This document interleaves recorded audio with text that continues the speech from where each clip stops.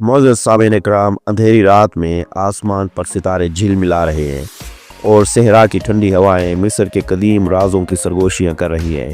اچانک دور کہیں تین عظیم سائے ظاہر ہوتے ہیں۔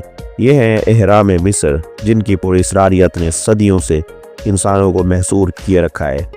ان پتھروں میں چھپے راز، قدیم تہذیب کی حیرت انگیز ذہانت اور ناقابل یقین علم کی داستانیں آج بھی سائنٹسٹ، ماہرین اور مہم جوؤں کے لیے ایک معمہ ہے۔ کیا یہ محض مقبرے ہیں یا کائنات کے کسی گہرے راز کا دروازہ؟ آئیے وقت کے پردے ہٹا کر ان پراسرار اہرام کے 7 رازوں کا کھوج لگاتے ہیں جو آج تک کسی نے پوری طرح نہیں سمجھے۔ معزز سامعین اکرام، اہرام مصر کی تعمیر ہمیشہ سے ہی ایک معمہ رہی ہے۔ ہر پتھر کا وزن کئی ٹن تک پہنچتا ہے اور یہ سوال پیدا ہوتا ہے کہ قدیم مصریوں نے ان پتھروں کو کس طرح کاٹا، تراشا اور اہرام کی چوٹی تک پہنچایا۔ اس وقت جدید مشینری یا آلات موجود نہیں تھے، لیکن پھر بھی اہرام کی تعمیر اس قدر درست اور متوازن ہے کہ اس میں کسی قسم کی غلطی یا کجی کا امکان نہیں ملتا۔ محققین کا کہنا ہے کہ شاید مصریوں نے لکڑی کے رولز، پلوں اور ریت کی مدد سے پتھروں کو حرکت دی ہوگی۔ تاہم اس نظریے کو مکمل طور پر قبول نہیں کیا جا سکتا، کیونکہ ہر پتھر کو صحیح مقام پر لگانے اور اہرام کی سیدھ کو قائم رکھنے کے لیے غیر معمولی مہارت درکار تھی۔ بعض نظریات کے مطابق قدیم مصریوں کے پاس ایسی انجینئرنگ ٹیکنیکیں تھیں جو آج کے دور میں بھی ناقابل تصور ہیں۔ کچھ لوگ یہ بھی کہتے ہیں کہ شاید ان کی مدد کسی مافوق الفطرت طاقت یا غیر زمینی مخلوق نے کی ہو، لیکن اس حوالے سے کوئی ثبوت موجود نہیں ہے۔ اہرام کی تعمیر کے دوران کام کرنے والے مزدوروں کی تعداد، ان کی زندگی کی حالات اور ان کے آلات کے بارے میں بھی سوالات موجود ہیں۔ جدید تحقیق سے یہ ثابت ہوا ہے کہ مزدور بہت منظم تھے اور انہیں خاص غذائی ضروریات فراہم کی جاتی تھی تاکہ وہ اس سخت کام کو انجام دے سکیں۔ اہرام کی تعمیر کے طریقے کو آج تک سمجھنا ممکن نہیں ہوا اور یہ انسانی تاریخ کا ایسا راز ہے جو شاید کبھی نہ کھل سکے۔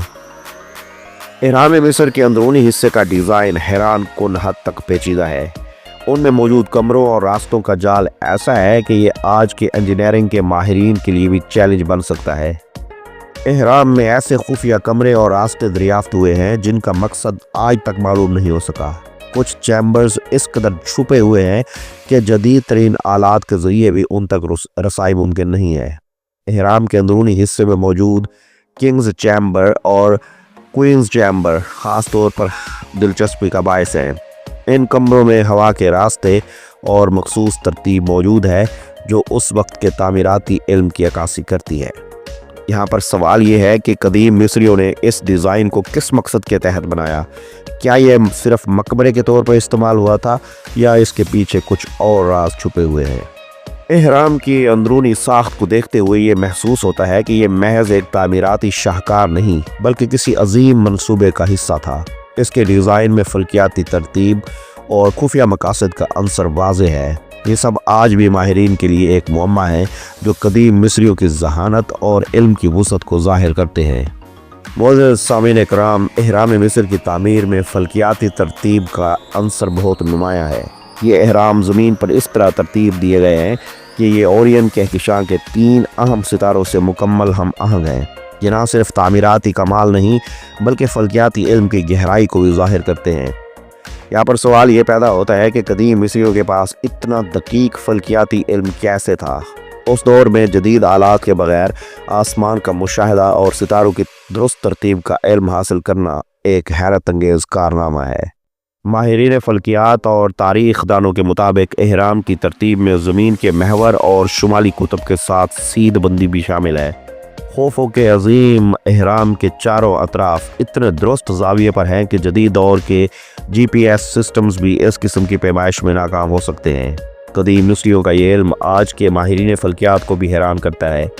بعض نظریات کے مطابق اہرام محض مقبرے نہیں بلکہ فلکیاتی مشاہدہ گاہیں تھیں جنہیں ستاروں کی نقل و حرکت کو ریکارڈ کرنے کے لیے استعمال کیا جاتا تھا۔ ان کی تعمیر میں جو فلکیاتی ترتیب شامل ہے وہ صرف زمین کے کسی مخصوص خطے تک محدود نہیں بلکہ ایک وسیع کائناتی مقصد کی عکاسی کرتی ہے۔ آج بھی ماہرین اس بات کا سراغ لگانے کی کوشش کر رہے ہیں کہ قدیم مصریوں نے یہ علم کہاں سے حاصل کیا اور کس طرح اسے اتنی مہارت سے استعمال کیا۔ मुझे सामीन इकराम, एहराम मिस्र के बारे में ये नज़रिया भी मौजूद है कि ये तवानाई के मराकज़ हैं। बाज़ मुहक्किकीन का मानना है कि इनकी मखसूस तरतीब और ज़ाविये तवानाई की लहरों को कंट्रोल करने के लिए इस्तेमाल किए गए थे। तजर्बात से मालूम हुआ है कि एहराम के अंदरूनी हिस्से में मौजूद जगहों पर कुछ गैर मामूली मज़ाहिर देखे गए हैं। मिसाल के तौर पर वहाँ धात जंग नहीं खाती और खुराक तवील अरसे तक महफूज रहती है। ये मज़ाहिर एक ऐसा सवाल पैदा करते हैं जो साइंसी बुनियाद पर अभी तक हल नहीं हो सका। क्या कदीम मिस्रियों के पास तवानाई को महफूज करने या इसके इस्तेमाल करने का कोई इल्म था, या ये महज एक इत्तेफाक है? कुछ माहिरीन का कहना है कि एहराम की साख्त और तरतीब ज़मीन की मकनातीसी लहरों के साथ मुताबिकत रखती है, जो तवानाई के अजीब व गरीब असरात पैदा करती है। बाज़ मुहक्किकीन ने यह भी कहा कि एहराम के अंदर की तवानाई इंसानों पर जिस्मानी और जहनी असरात डाल सकती है। यह नज़रिया आज भी साइंसी तहकीक का मौजू है, लेकिन इसका कोई वाज़ेह सबूत नहीं मिला। फिर भी तवानाई के ये गैर मामूली असरात एहराम मिस्र के उन अनगिनत राजों में से एक हैं जिन्हें समझना शायद मुस्तकबिल में भी मुमकिन ना हो। मोअज़्ज़ज़ सामीन इकराम, एहराम मिस्र का बुनियादी मकसद फ़िरौनों के लिए मकबरे की हैसियत रखता था, लेकिन उनके मम्मियों का मामला आज भी एक मुअम्मा है। खौफों के अजीम एहराम में किसी मम्मी का सुराग नहीं मिला, हालांकि ये मकबरे के तौर पर बनाया गया था। ये सवाल पैदा होता है कि क्या ये मम्मी चोरी हो गई थी या उन्हें किसी और जगह मुंतकिल कर दिया गया था। कुछ माहिरीन का ख्याल है कि एहराम में दफन होने वाले फ़िरौनों को गैर मामूली तहफ़्फ़ुज़ फराहम किया गया था, जिसकी वजह से उनकी मम्मियों को खुफिया रखा गया। दूसरे नज़रियात के मुताबिक शायद ये एहराम सिर्फ अलामती मकासद के लिए बनाए गए थे और असल मम्मियों को किसी और जगह महफूज किया गया।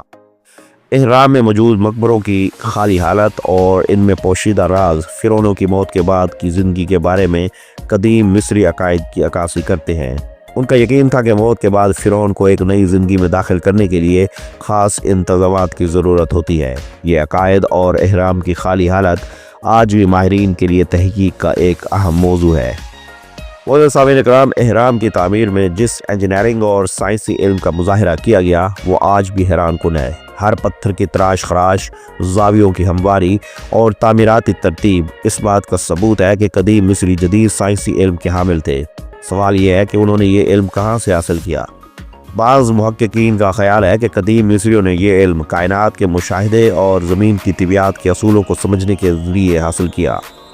उनकी इंजीनियरिंग महारत इस कदर तरक्की याफ्ता थी कि आज की जदीद तरीन टेक्नोलॉजी भी उनके बाज़ कारनामों का मुकाबला नहीं कर सकती। एहराम की तामीर में इस्तेमाल होने वाली तकनीकें और मवाद आज भी तहकीक का मौजू है। कदीम मिस्रियों के इल्म की वसअत और उसके इस्तेमाल ने उन्हें अपने तहज़ीब के अरूज पर पहुँचाया, लेकिन ये बात हैरान कुन है कि उनका ये इल्म उनके बाद कई तहज़ीबों में मुंतकिल क्यों ना हो सका। मोअज़्ज़ज़ सामीन इकराम, एहराम मिस्र की सबसे हैरान कुन खसूसियत यह है कि हज़ारों साल गुजरने के बावजूद ये अपनी असल हालत में मौजूद है। दुनिया के दीगर कदीम तामीरात वक्त के साथ साथ ख़त्म हो गई, लेकिन एहराम मिस्र ने कुदरती आफात, मौसम और इंसानी मुदाखलत का कामयाबी से मुकाबला किया।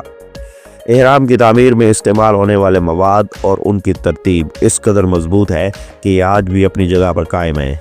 कदीम मिस्रियों ने ऐसी तकनीकें इस्तेमाल की जो वक्त के असरात को महदूद करने के लिए ख़ास तौर पर डिज़ाइन की गई थी। यहाँ पर यह सवाल पैदा होता है कि वो कौन से अवामिल थे जो एहराम मिस्र को इस कदर पायदार बनाते हैं। क्या ये महज तामीराती महारत थी या कोई और राज? माहिरीन आज भी इस मुअम्मा को हल करने की कोशिश कर रहे हैं, लेकिन इस बात में कोई शक नहीं कि एहराम मिस्र इंसानी तारीख की सबसे शानदार तामीरात में शामिल है।